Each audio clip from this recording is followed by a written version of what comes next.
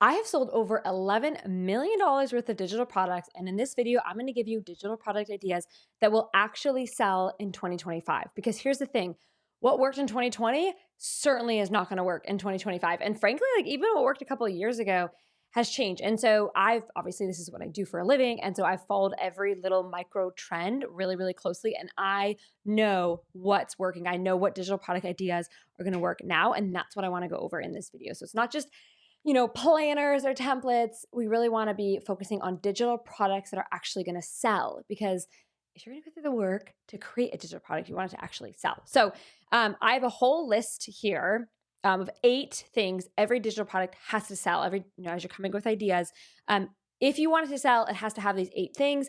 These 8 things, I got like a 2-page list for you guys. These things are stuff I've noticed from not just the $11 million worth of products I've sold, but also all my students who are in all different kinds of industries, gardening industries, motherhood industries, like relationships, like road bike, like dirt biking, like literally painting, anything you can possibly think of. I have students selling digital products in these different niches. And no matter what your niche is, as you're sitting here like, okay, I'm coming up with digital product ideas for XYZ niche, you have to have these 8 things. And I think they're all really, really important. And I think if you don't have them, it's going to be a lot harder to actually sell your digital products. And we do not want that for you. So if I look down, it's because I'm reading off of this list. I don't want to miss anything. These are all really important. So let's just dive into the first one. Super quick, in case you don't know me, my name is Maria Wendt.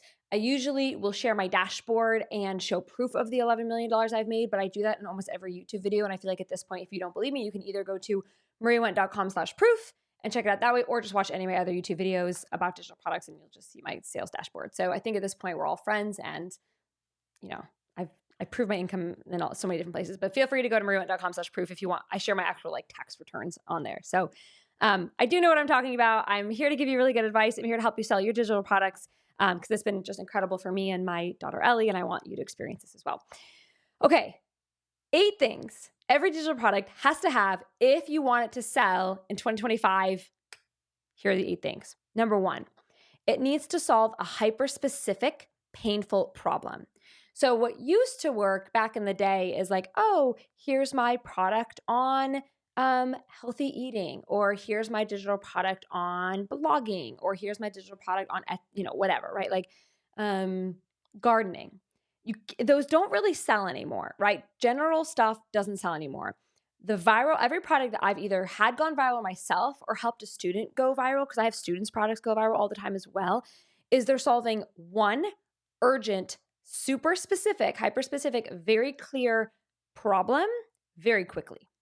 So all of these Canva planners, all of these templates, all of these generic products, they sound like cool digital product ideas. They do. They do great in a YouTube video.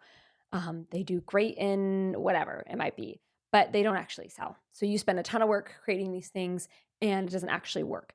As someone that does this as a full-time job, making millions of dollars and teaching other students to do it, what we notice works are hyper-specific, painful problems. One painful problem. So not every problem. So to give you an example, instead of like gardening, it would be apartment gardening on a budget. Do you see the difference there? It's super, super specific. There's too many. It's just saturated. So there's too many gardening digital products. There's too many, whatever. Like it's apartment gardening on a budget.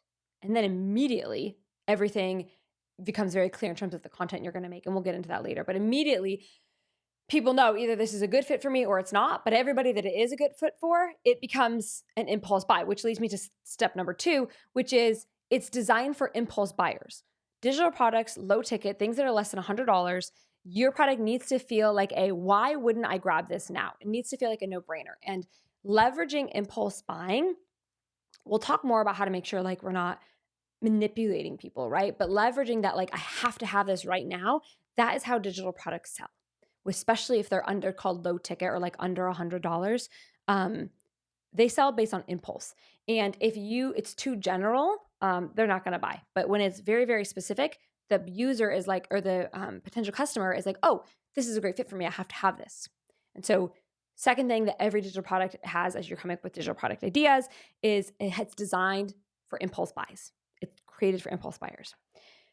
Important one, number 3, is that it creates a quick win. So, and this will kind of lead to later on, but people buy digital products because they want fast results. Less is more.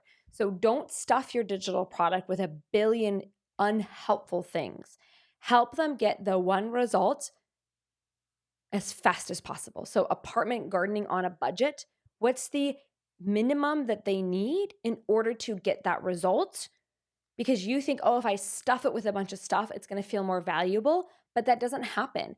The person consuming the course gets really overwhelmed and doesn't finish it and then doesn't see results. My students see incredible results with all of my courses. I've launched so many at this point. My courses go viral all the time, and then my students take them and they see results and they create fabulous testimonials, which then helps my courses go viral again and again and again. It's like this like beautiful self-perpetuating cycle. And this happens because a long time ago, a mentor told me like less is actually more. Your insecurity as a course creator, your insecurity as a digital product creator is telling you you need to stuff it with a bunch of stuff, but that's super overwhelming to your end user. It actually takes more skill and more art to help someone get the results they need in it with as little information as possible. And when you have a little bit of information, they're much more likely to actually implement. So it creates a quick win, and you do that by not stuffing your program. And by the way, pro tip for your checkout page, never put the modules or the lessons on your checkout page because it creates overwhelm for your potential customer and it feels like it's going to be a lot of work and then they don't buy.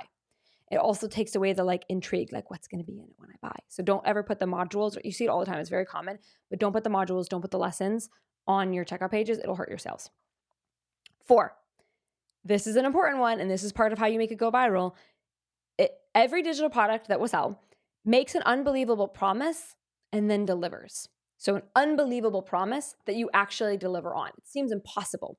So an example, right? The best digital products, they sound almost too good to be true. So an example, 100 $5 meals in 5 minutes. That's amazing. 100 meals that I can cook in 5 minutes for $5. That's amazing. One of the things I like to do is I know my field, I know my industry really well. So I like to think about like, what's something that would almost be too good to be true? And then can I actually make that happen? So for me, like I'll tell you one that I'm working on right now. I am actively building my YouTube channel to 100,000 subscribers with a webcam and no editor. So I don't edit these videos. I don't have it like this is a webcam. This is literally filmed on a webcam in my office. And eventually I'm going to turn this into a course. And the too good to be true is like how I got 100,000 subscribers. It's going to be like, I'm growing really quickly too. So it's like going to be in an X amount of months with no webcam or with a webcam, no fancy equipment and no editor, right? Something like that. That sounds too good to be true, but I'm literally actively doing it. And so my whole premise when I'm like, okay, what would make a great course? What would make a good digital product is what sounds too good to be true and then actually deliver on it. So right now I'm very tempted to hire an editor. I'm very tempted to like upgrade my equipment. I think it would like, I'm like, I wonder if it would make me grow faster. Like might be, but I want to do it. I want to be able to say I got 100,000 subscribers with no editors and no fancy equipment, just the webcam on my computer. So unbelievable promise, then it delivers. 5, this is important. This is a pro Maria tip. The title of your digital product should tell them exactly what they are going to get. So I see people in my space, they try to create these like really fancy and really creative titles for the digital product, like Ascension, Rebirth, the Brand Academy. And I don't know if these are any actual products. I'm not calling out anyone in particular. This is just like a theme I see. So if you actually have a product called the Brand Academy, I don't know. These aren't good names. And the reason they're not good names is because people need to spend 0% of the time trying to figure out what the hell they're going to get and 100% of the time deciding if they're going to buy. So if you have something called the Revolution, people have no idea what that is. What the heck is the Revolution? So now they're spending time trying to figure out what the Revolution is versus how to become a public speaker, right? Let's just say that that's what that was about. It was like becoming a public speaker and speaking your opinion and being bold and being courageous. And you decided to call your program the Revolution. Well, they had no idea. But if your program was called How to Become a Public Speaker in 90 Days or Less, now we're exactly clear what's the result I'm going to get when I take your digital product. And now my decision becomes, do I actually want to buy this course? So we want our customers to be spending 0% of time trying to figure out what it is you're selling, 100% of the time deciding if they're going to buy or not. Because people who are, you might have heard it, like a confused buyer doesn't buy. Confused mind doesn't buy, right? So we don't want confusion at all. So like the names of my products are how we get our ads to pay for themselves, which is basically like how we run ads for $0. How to make a viral digital product. Very obvious what you get there. How I use Facebook or like how I use Instagram to make money. Right? These are the names of InstaReady, how to film cinematic reels on your iPhone. Do you have any idea what that course is going to teach you? It's going to teach you how to create beautiful content with an iPhone. By the way, if you want any of these products, they're on my website. You can go get them. My names are not fancy. My names are not sexy, but it's very clear what you're going to get. Another one is like words into money, like how I write words that make people want to buy. Words into money. It's like very obvious. Okay, so the titles of the products tell them exactly what they get. 6. What used to be bonus, this is really important. This is a big change from 2020 to 2025, right? Or even like earlier, right? Like 2010 even, because I've been doing this for a very long time. What used to be bonuses are now expected to be included. So things like templates, scripts, checklists, plug and play systems, these are expected to be included in a good digital product. And the more, this is what I've learned over the years, right? I now have truly thousands of testimonials. I get probably 10 testimonials a day, to be honest, at this point, because I just have like thousands of students. We sell thousands and thousands of digital products every month. And so we're really doing this at a massive scale. And what I've learned is that the more I do the work for them, the more they rave about my products to other students. And then obviously it creates this beautiful cycle where I get more customers and then they rave about it and then they tell people. And then that's how I'm growing. It's just really good digital products. And what I've learned is that there are points in my digital product creation process where I'm tempted to be lazy and I'm tempted to not do the work or not create that checklist or not create that spreadsheet or not like add in that extra tool that will really help them. Or like even like I'll create a lot of content templates in my courses where it's like you just have to like fill in the blanks. So I try to do as much of the work for you in the course. So then when you take my course, it is literally as physically easy as possible for you to get the results. That's why my students get such good results with my courses. It's because I did as much of the work for them as humanly possible. And so all they have to figure out how to do is fill in the blanks. And so it's like, okay, well, if you can't figure out how to fill the blanks, like that's another topic for another day. But most people can fill in the blanks, which is why so many of my students not just see really good results, but also from a business perspective, they buy from me over and over and over again. I have a 3x. So my repeat customer rate is 3 times better than the industry average, meaning if 20% typically, so typically in the e-commerce space, 20% of customers will buy from you again. 60% of my customers buy from me again. I have a 60% repeat customer rate. That's insane. That's unheard of, especially in the business coaching development world, where you typically have a lot of people taking advantage of other people. I don't. I did all the work for everybody in my courses, and that's why they come back over and over again, and that's why they bring their friends. And it's because I understand that the more work I do for my customer, the better chance they have of seeing results. And it's easy for me to do the work in a sense. It's painstaking, but it's easy for me to do it because I know what to do, right? It's way easier for me to do, like write a bunch of emails for your product launches, for example, and then you just fill in the blanks because I know what emails work really well for product launches, right? So it's going to be way easier for me to do that. And then you just put your info in or whatever it might be. And so I do the work for you. And all of that to say, what used to be bonuses are now expected to be included. So just so you know, as you're thinking of your digital product ideas, you might be like, oh, that might be a cool bonus. Well, put it in. Okay. Number 7, it feels light and achievable, not overwhelming. This goes back to one of the points I made earlier about creating quick wins. No one wants to sign up for a transformation. That's very old, like 2016, 2017.